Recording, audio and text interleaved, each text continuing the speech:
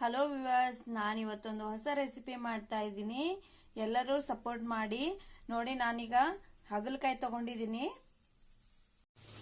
ಈ ಹಾಗಲಕಾಯಿನ ಚಿಕ್ಕದಾಗಿ ಕಟ್ ಮಾಡಿ ಇಟ್ಕೊಂಡ್ಬಿಟ್ಟು ಇದನ್ನ ತುಪ್ಪ ಅಥವಾ ಎಣ್ಣೆ ಹಾಕಿ ಸ್ವಲ್ಪ ಉಪ್ಪು ಹಾಕಿ ನೋಡಿ ಈ ತರ ಚಿಕ್ಕದಾಗಿ ಪೀಸ್ಗಳನ್ನ ಕಟ್ ಮಾಡಿಟ್ಕೊಂಡಿದೀನಿ. ಇದು ತುಂಬಾ ಕಹಿ ಬರಬಾರ್ದು ಅಂತಂದ್ರೆ ಒಂದ್ ಟ್ರಿಕ್ಸ್ ಹೇಳ್ತೀನಿ. ಇದಕ್ಕೆ ಉಪ್ಪು ಅಥವಾ ಅರಿಶಿನ ಪೌಡ್ರು ಉಪ್ಪನ್ನು ಹಾಕ್ಬಿಟ್ಟು ಚೆನ್ನಾಗಿ ಸ್ವಲ್ಪ 1-2 ಸ್ಪೂನ್ ಎಣ್ಣೆ ಹಾಕಿ ಚೆನ್ನಾಗಿ ಬಾಡಿಸ್ಕೊಳ್ಳಿ. ಈಗ ನಾನು ಇದನ್ನ ಸ್ವಲ್ಪ ಹಾಕೊಳ್ತೀನಿ. ನೋಡಿ, ಅರಿಶಿನ ಪುಡಿ, ಉಪ್ಪು, ನೆಕ್ಸ್ಟ್ 1-2 ಸ್ಪೂನ್ ಎಣ್ಣೆ ಹಾಕೊಳ್ಳಿ. ಇದನ್ನ ಚೆನ್ನಾಗಿ ಫ್ರೈ ಮಾಡ್ಕೊಳ್ಳಿ, ಕಲರ್ ಚೇಂಜ್ ಆಗೋ ತರ. ನೋಡಿ, ಇದನ್ನ ಮೂರನ್ನು ಚೆನ್ನಾಗಿ ಮಿಕ್ಸ್ ಮಾಡ್ಕೊಳ್ಳಿ. ನೋಡಿ, ಈ ತರ ಹಾಗಲಕಾಯಿ ಹುರ್ಕೊಳ್ಳಿ. ಸ್ವಲ್ಪ ಫುಲ್ ಸ್ಟಫಿಂಗ್ ಹಾಕ್ಬೇಕು. ಇದಕ್ಕೆ ಕಹಿ ಬರಬಾರ್ದು ಅಂದ್ರೆ ಈ ತರ ಮಾಡಿ. ಇದು ನೆಕ್ಸ್ಟ್ ಪಲ್ಯ ಮಾಡ್ಕೊಳ್ಳೋಣ. ಈಗ ಹಾಗಲಕಾಯಿ ಪಲ್ಯಗೆ ಒಗ್ಗರಣೆ ಮಾಡ್ಕೊಳ್ಳೋಣ. ನೋಡಿ, ನಾನು ಬೆಳ್ಳುಳ್ಳಿ, ಸಾಸಿವೆ ಮತ್ತೆ ಕರಿಬೇವನ್ನ ಹಾಕೋತಾ ಇದ್ದೀನಿ.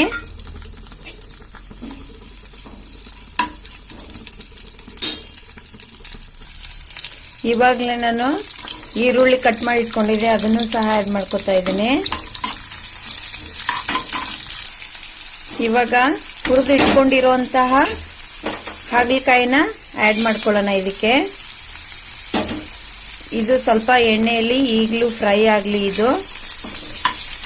ಇದು ತುಂಬಾನೇ ಒಳ್ಳೇದು ಆರೋಗ್ಯಕ್ಕೆ. ವಾರಕ್ಕೆ ಒಂದ್ಸರಿನಾದ್ರೂ ತಿನ್ನೋದ್ರಿಂದ BP, ಶುಗರು ಕಂಟ್ರೋಲಿಗೆ ಬರುತ್ತೆ. ನೀವು ಒಂದ್ಸರಿ ತಿನ್ನಿ. ಇದನ್ನ ಜಸ್ಟ್ ಎಣ್ಣೆ, ಉಪ್ಪು ಹಾಕಿ ಮತ್ತೆ ತುಪ್ಪದಲ್ಲಿ ಹುರ್ಕೊಂಡು ತಿಂತಾರೆ. ಇದನ್ನ ಡೈಲಿ ಮಾರ್ನಿಂಗ್ ಎದ್ದ ತಕ್ಷಣನೇ. ಇದು ಶುಗರಿಗೆ ತುಂಬಾನೇ ಒಳ್ಳೇದು ಅಂತ ಹೇಳ್ಬಿಟ್ಟು ಕೆಲವೊಬ್ರು ಹಸಿದನ್ನೇ ತಿನ್ನುತ್ತಾರೆ. ತುಂಬಾ ಕಹಿ ಅನ್ನೋರು ತುಪ್ಪ ಹಾಕಿ ಸ್ವಲ್ಪ ಸಾಲ್ಟ್ ಅನ್ನ ಹಾಕಿ ಡೈಲಿ ಅರ್ಲಿ ಮಾರ್ನಿಂಗ್ ಎದ್ದು ಖಾಲಿ ಹೊಟ್ಟೆಗೆ ತಿನ್ನೋದ್ರಿಂದ ಆರೋಗ್ಯಕ್ಕೆ ತುಂಬಾನೇ ಬೆನಿಫಿಟ್ ಇದೆ. ಇದು ನಾವು ಮಾಮೂಲಿಯಾಗಿ ಪಲ್ಯ ಮಾಡೋದಕ್ಕಿಂತ ಇದು ಒಂಥರ ಡಿಫ್ರೆಂಟ್ ಆಗಿ, ಮಸಾಲೆ ಏನು ಬೇಡ ಇದಕ್ಕೆ. ನೋಡಿ, ಇವಾಗ ಒಂದೊಂದಾಗಿನೇ ಎಲ್ಲ ಮಸಾಲೆ ಹಾಕೊಳ್ಳೋಣ.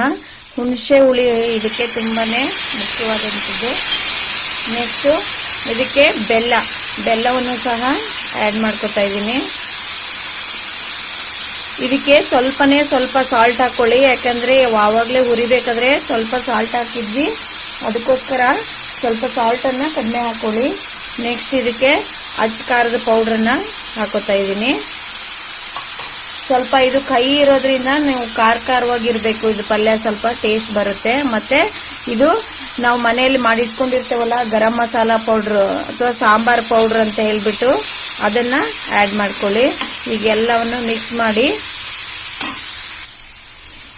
ಇದು ಬಾಯಿಗೆ ಕಹಿ ಆದ್ರೆ ಉದರಕ್ಕೆ ಹಿತ. ಇದು ಆರೋಗ್ಯದಿಂದ ತುಂಬಾನೇ ಒಳ್ಳೇದಾದಂತ ರೆಸಿಪಿ.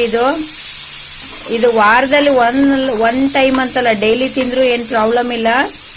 ತುಂಬಾ ಚೆನ್ನಾಗಿರುತ್ತೆ. ನೀವು ಒಂದ್ಸರಿ ಟ್ರೈ ಮಾಡಿ ಇದನ್ನ.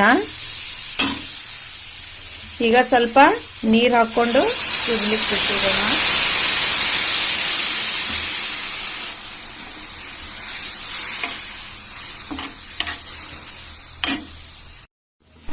ನೋಡಿ, ಈಗ ಹಾಗಲಕಾಯಿ ಪಲ್ಯ ರೆಡಿ ಆಗಿದೆ. ರೊಟ್ಟಿ ಜೊತೆ, ಚಪಾತಿ ಜೊತೆ ತಿನ್ಬಹುದು.